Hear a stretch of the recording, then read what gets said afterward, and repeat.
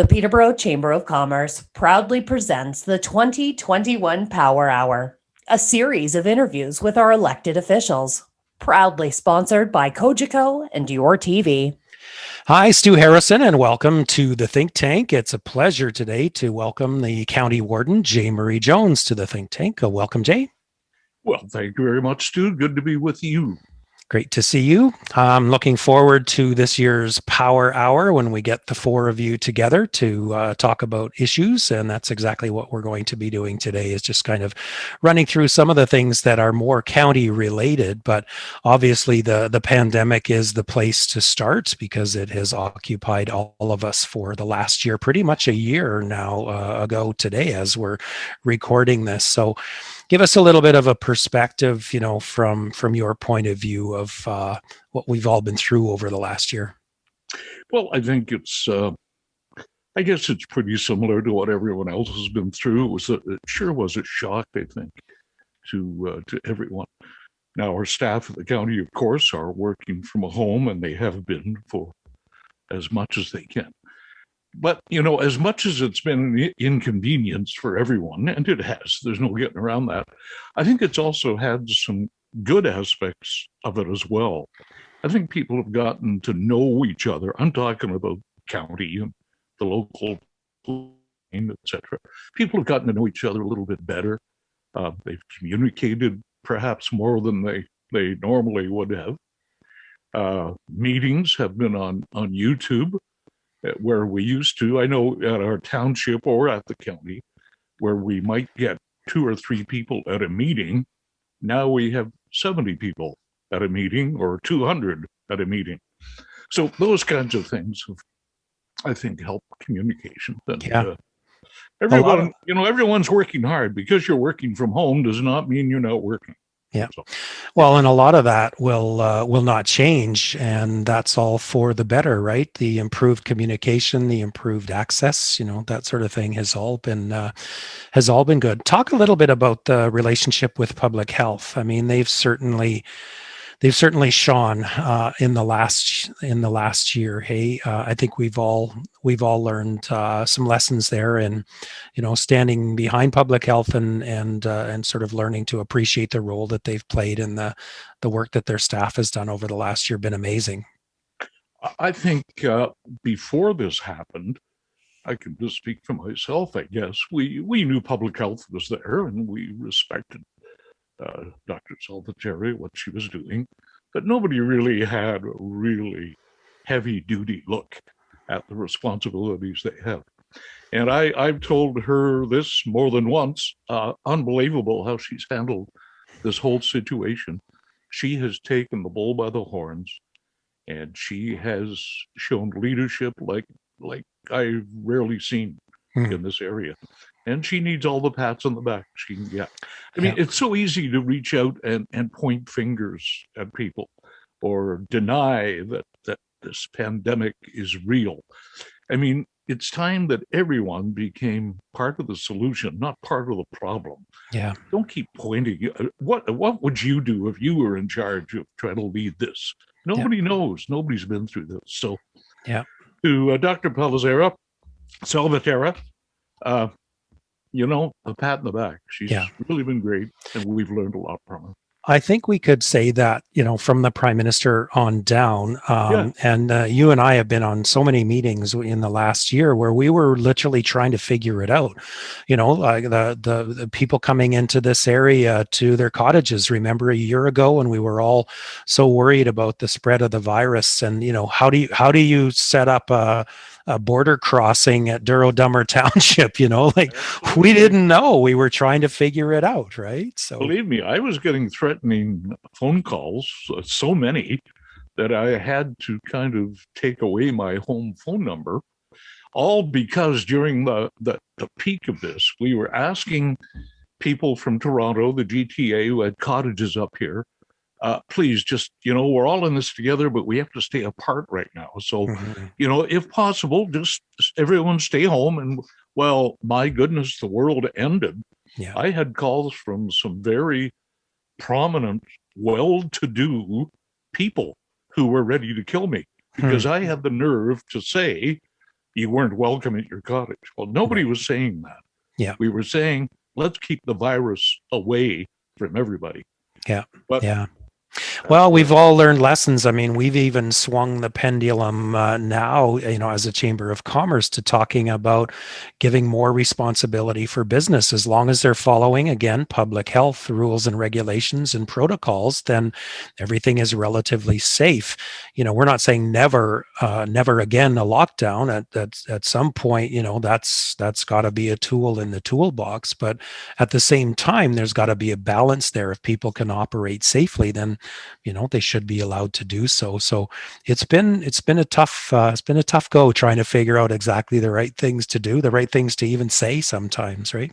Yeah, well, exactly. And I refer to that statement again. Let's be part of the solution, not part of the problem. If we do Right. what we're told to do and take the appropriate safety precautions, we're good to go. But Yep. it's those who choose not to do that holds us all back.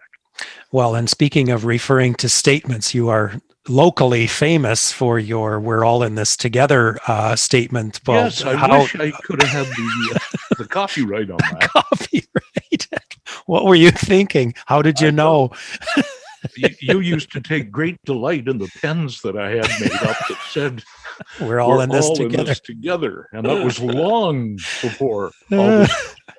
You were a trailblazer. There's no doubt about that. Exactly. So now, as much as we're not exactly out of it, we're all getting lined up to get our vaccine, and it's time to start talking seriously about recovery. I think that there's a lot that needs to be done. There's a lot of things that we need to get right. I mean, right now we're in the middle of, submissions for both federal and provincial budgets. You guys are having budget discussions right now. So all levels of government, I think, are looking at this to say, okay, what can we do to help smooth the path to recovery? So where are you at on that as far as, some of your thoughts might be? Well, I guess from a budget standpoint, from the county's perspective, we did take a very responsible approach this year. And in fact, our main budget was down. It wasn't up. Every year, we decided this a number of years ago, the county infrastructure is so far behind the 8 ball, something like $80 million, just to maintain what we have now. And that's all our county roads. And of course, we use these every day. So we decided a number of years ago that we would add 2.5% every year simply to go to our roads and our infrastructure, which is crumbling. So this year, our budget came in at 2.23. So if you take away that 2.5%, we're below the zero mark. So I think we handled the responsible way of doing it this year. We had a whole new process. We had great public input and very, very happy the way it went. But it's going to take a while for all of us to dig out of this. It's not going to be a party. No. But I think we will. I really do. Yeah, I think so. I think it'll take a little bit of patience, but I think it'll also take some strategy. I mean, as a Chamber of Commerce, that's what we're all about, is, recommending a specific path to all levels of government. And let's face it, there's a difference in capacity between a federal government, a provincial government, and a municipal budget, as you are painfully aware of, right? Especially when you have to absorb so many different costs that have been downloaded over the last couple of decades. But at the same time, and you and I were in a recent meeting that you co-chaired with the mayor around regional economic development. So I think there are some fundamental principles that we can all agree on, and agree to start to extend the runway a little bit for business and allow people to build back better, as the slogan is developing. So, what are your thoughts on how we're approaching that? First of all, the Mayor Warden task force that we held, I think, was extremely beneficial. I don't think we went into it with any great hopes that we were going to push a button and all the problems were going to go away. But what it did do is give us the opportunity to speak to each other and to put some of the problems on the table. And I think we all came away from that knowing that, we've got to start supporting local business here, maybe more than we were doing. If we want to get out of this hole, we're all going to have to be a rung on the ladder so we can climb out. So that's one thing I think came out of it. I know there was a lot of controversy as well with some of the developers who were part of that task force who want to see a huge reduction in red tape that it takes to get a building permit and to get all the permits in place to do a development of any size. And that's one thing to come out of it. We had a big meeting that you were at there, Stu. And all that came about, I believe, during the Mayor Warden task force. And I think I opened my mouth when I suggested that the planning people, the ones who have to enforce these rules at the city and the county, get together with the developers and the builders, the ones who want less red tape, and just get to know each other and just explain, well, why do I have to fill this form out? And usually the answer is because the province or Canada tell us that we have to. So don't be yanking the chain of the local planning people. You better go a little higher up. Mm-hmm. So by getting together, I think a lot of those problems could be solved. And that's what we tried to do. I think maybe there were too many people in on the meeting. Trying to chair a meeting with 63 people was not exactly fun. But I think it's moving in the right direction. And I think they need to get together and try to solve this amongst themselves. Yeah. Well, and there's several sets of ears at that table. And I think the best thing that came out of that meeting with 63 people was an additional follow-up meeting with a lot fewer people. But, I think there's an atmosphere, like let's seek to understand each other, because I think that, as much as the developers need to understand the planning process, the planners also, I think, can understand. And there are things that can be done. I've talked about, sort of creating a culture of yes, like go into every planning proposal or zone amendment or bylaw change, everything that you go in sort of with your eyes open and look for opportunities as opposed to looking for legislation. Right? Don't look for reasons why you can't do it. Yeah. Yeah. And that was the attitude that was going on for a long time. I'm not suggesting it is now, because I mean, face it, our planning people and the people who are charged with obeying the rules, they don't want to give a rough time to somebody. Yeah. They don't want to do that. Of course they don't want to do that. Yeah. But there are so many rules and regulations out there to follow that, whoa, I think you better go and speak to Mr. Ford first. Yep. Well, trust me, we have his ear because, and I think in the end he would also like to see some things changed. But talking about him, Stu, I'm not political, red, blue, green, black. I never have been, never will be. But I gotta give him credit for the way he's shown leadership in this as well. Yep. There's no right, wrong. Nobody's done this before. I thought he did one great job in trying to get us through this thing. Yeah, totally agree with that, and he certainly received a lot of recognition for that.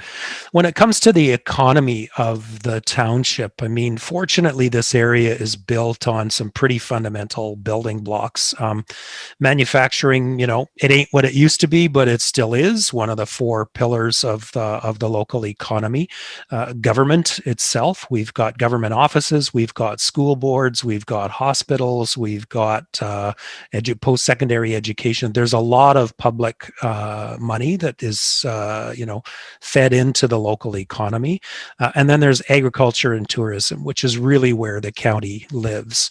And so I don't really see a whole lot changing there. What are the opportunities from your perspective on what we can do that might help with recovery when it comes to agriculture and tourism in particular? Yeah, well, tourism certainly is something that concerns us all. That's what the county depends on. That's for sure. And PKED, I know, are doing a fantastic job with that. And we've got to leave that up to Rhonda and the great staff she has, because they indeed are doing the very best they can do, believe me. Yeah. But you mentioned the word agriculture, and I keep saying this time after time after time. Agriculture is what built Peterborough County, and it is still the mainstay of what Peterborough County is all about. Never, ever forget your roots. And Yeah. I think there are plenty of opportunities in the agricultural field, ideas that haven't even been thought of yet. But when we look at around the county, the men, the women, the children who are involved in agriculture, they are so passionate about it, just like their fathers and the grandfathers were. Yeah. And if we ever forget that spirit, or if we ever take that lightly, I think we're all going to be in trouble. Yeah. Agriculture is what made us, and it's the earth that's going to get us through this. So our agricultural community is absolutely vital. Right. Yeah. There's also things that are happening. I noticed that there's a federally inspected processing plant that just got approved in Toronto, where, that was essentially Quebec and Alberta was the only place that you could get anything done federally inspected unless you shipped it across the border to Pennsylvania. So, there's opportunities for beef. We've got a cricket farmer, Norwood. There's I thought you'd chirp about that. Yeah. there's all sorts of innovation, and one of the mantras is added value, right? Take what we're already doing and bring some of that processing back home so that we can actually improve the value of what we're doing, as opposed to shipping it somewhere else and then buying the product back, whether that's chicken or beef or any of the commodities, right? We've given a lot of that stuff away, and I think that for me, there's an opportunity there. Very much an opportunity, and I think there's people throughout the county who are looking in that very direction to start that type of initiative. So we've got to support them to the best of our ability. That's our future still. It was our past as well. So hold on to it. Totally agree. Some specific issues. Housing is definitely a hot topic these days. It certainly has been for a long time, but I think the magnifying glass is on it now. So where are you as far as the county's involvement in housing, and what's the lens that you look through? Well, you called it a hot topic. I need my oven mitts on to try to deal with this one. And to be really frank, and to be really honest, we are very, very disappointed with the city, who, with our agreement, they look after the housing portfolio. We look after EMS and all the paramedics. Fine, that's fine. But the social housing end of things, the county pay, and people don't realize this, the county pay 55% of that bill. 55% of the bill. Now, the city look after it, of course. But when major changes come up, which they have recently, of course, with a new way of doing things, we would at least expect from our partners, the city, that we would be informed about these new ideas, what is being suggested, not read about it in the media. So that's a real concern to us. And I can guarantee you 100%. If we had a major situation going on with our EMS and our paramedics, some major change we wanted to make, I can guarantee you we would be talking to the city and letting them know, because they're a partner. They pay a lot of the bill. So that's why we're upset. It's a very technical issue, and I'm certainly not the one to be talking about the inner workings of this whole housing portfolio, but whatever they do affects the county. We have affordable housing going on in Havelock and Lakefield and Norwood, and some city people say, "Oh, that doesn't affect you." Well, it does. It does affect us, no matter how you slice it. So, to be really blunt, we deserve to have a little more respect than just going ahead with something like that and not even telling us about it. Right. End of story. I'll take my oven mitts off. Have you got a position on what needs to happen? They're talking about a complete restructuring of Peterborough Housing Corporation, for example, which I know are active in the county. I guess you really haven't been given an opportunity to take a position on it, No, right? we haven't. So Not at all. We are right now looking into the financial impact this is having on the county, and it's in many areas that they've never even thought of. And it just goes on and on and on. But that's why you discuss things, Yeah. and work together. There's a saying that perhaps you've never heard: "We're all in this together." Oh yeah.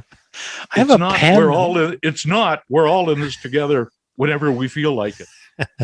That's the whole point. So we were a little upset with that, and the mayor is certainly going to know that we're a little upset with that.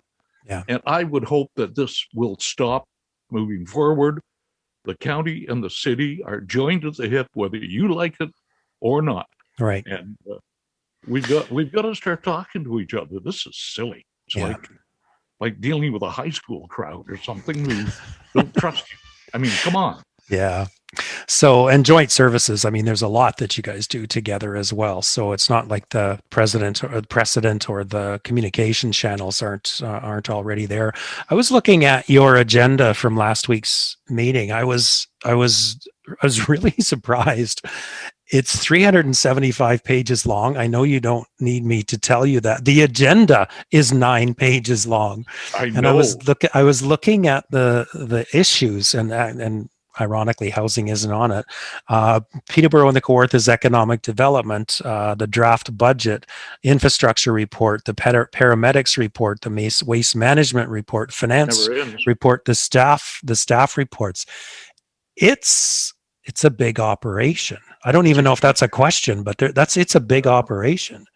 People don't realize what the county is all about, and I find that virtually every day of the week. People just think, oh, well, we're part of the city, or, oh, well, county, oh, well.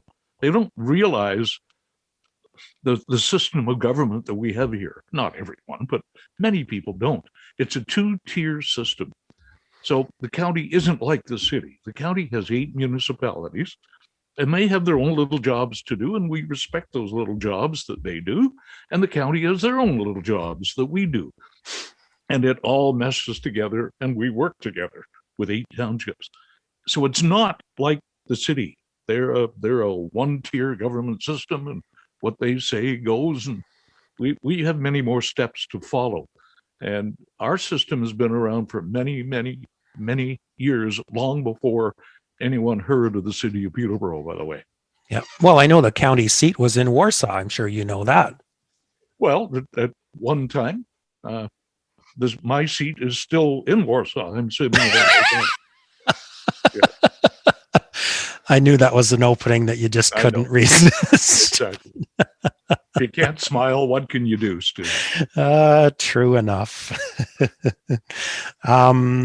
Within that was a question around.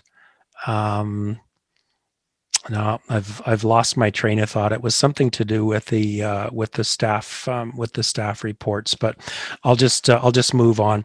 I just want to kick it up a notch to the province and kind of the relationship with the province. We've talked a little bit about promoting regional collaboration. We meaning the Chamber of Commerce network, starting with the Ontario Chamber, but we had a significant input into this report called The Great Mosaic, and it was talking about reviving Ontario's regional economies, and they came up with 17 specific recommendations. Regional collaboration was certainly part of it, and I think that you can see, we've talked a bit about regional economic development, but I mean, even the regional tourism associations, I think, are a reflection of the move to more sort of a more regional approach. But when it comes to the actual structure of local government, you and I are old enough to remember amalgamation.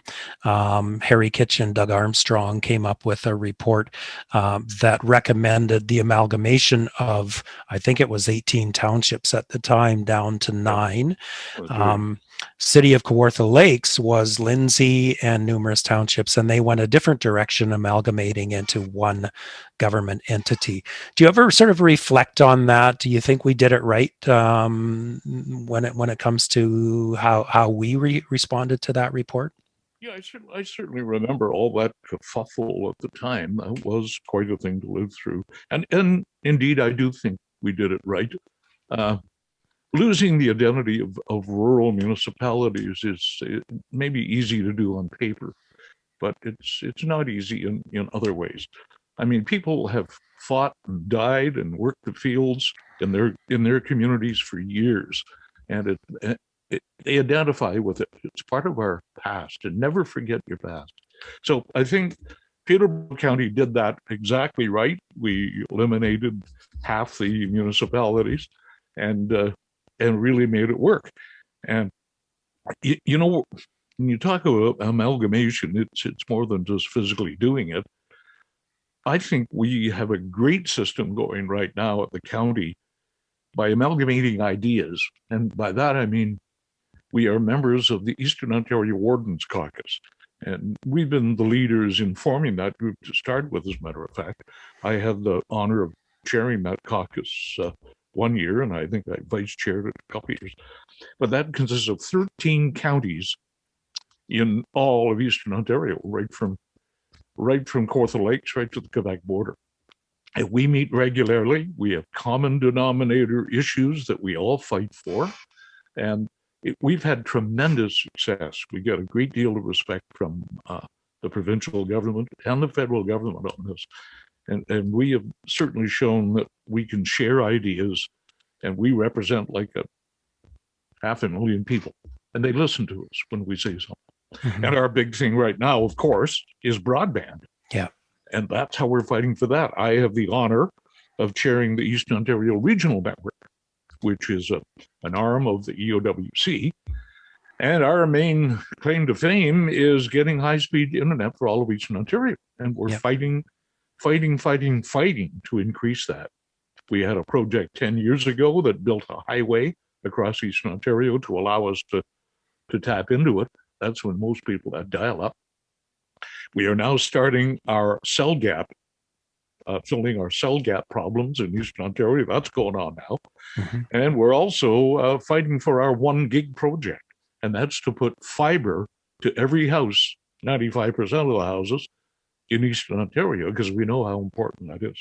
Wow. So I'm straying a little bit from your question, maybe, but I think it's a good example of how municipalities can work together. Yeah. And we've really proven that. No, I think that's actually a really good answer to the question, because working together, it's not like amalgamating the city of Kawartha Lakes eliminated Bobcaygeon and Fenelon Falls. They're still there. They still have small town issues. Exactly. They're just part of a different governance structure. I think we could point out examples of where it hasn't worked particularly well, but that's for another day. Sort of to wrap it up, I'm just looking at some of the things that we're going to need to get right from the provincial standpoint. There's major issues around places to grow legislation, energy policy, where you're going to fit. They're talking something like 30 million people within the next 25 years that will be living in Ontario. So, more than doubling our population. Where are they going to live? Where are they going to work? And so just sort of some broad stroke observations about what the next 20 years looks like for Peterborough County. Yeah, boy, if you could paint the picture. I mean, the 407, the potential of via rail. Yep. It's starting now. The exodus is moving up this way. I mean, there's no denying it. Yep. And people want development. Oh boy, let's build more subdivisions, and oh boy, here's another field that we could take out of the agricultural stream. But I say more often than not, be careful what you ask for. We have an environment that you live in, that I live in, and we live there because it is very nice. It's beautiful. So be careful what you ask for. But there's no question about it. The hordes of people are coming to our area. I see it right now. I live in the village of Warsaw, where I've been for 45 years. I know that's hard to believe when I'm only 30. You look so young. Yes, thank you. But I see people walking around the village right now. I have no idea who they are. Yeah. And they're outnumbering the people I used to know. So Right. this is going on as we speak everywhere. You look around Millbrook at the development that's going on there, Norwood, Lakefield, and it's only just beginning. So Yeah. it is coming. Well, a good summary. And from my perspective, it's going to take good policy, federally, provincially, and municipally. Absolutely. And I know you've been involved in creating policy at the municipal level for a long time, and I completely respect you and what you do. And I want to thank you for taking the time today. Can I get one more plug in? Of course you can. Something that I should have mentioned, and it's a group of people that we have a huge amount of respect for, and they've shown their true colors during the pandemic, and that is our paramedics. Chief Randy Mello and all the guys and gals who are paramedics, they've been doing the testing at the various places around. They've been doing at-home paramedicine for elderly people who can't get out. They've been putting themselves in danger's way. Even with the lack of protective equipment like they should have, they need a collective pat in the back. Yep, I just totally want to agree. shout it. When you see a paramedic, give a thumbs up, because That's we right. appreciate everything they do. Yeah, don't go up and hug them. No. Just give them a thumbs up. And it'll be a real shot in the arm.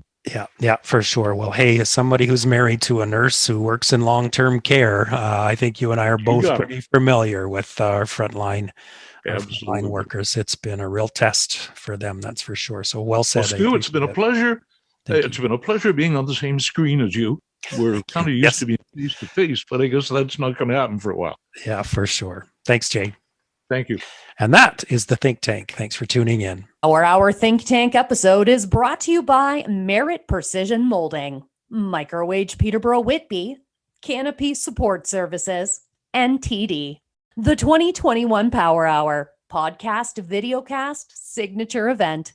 Details at peterboroughchamber.ca.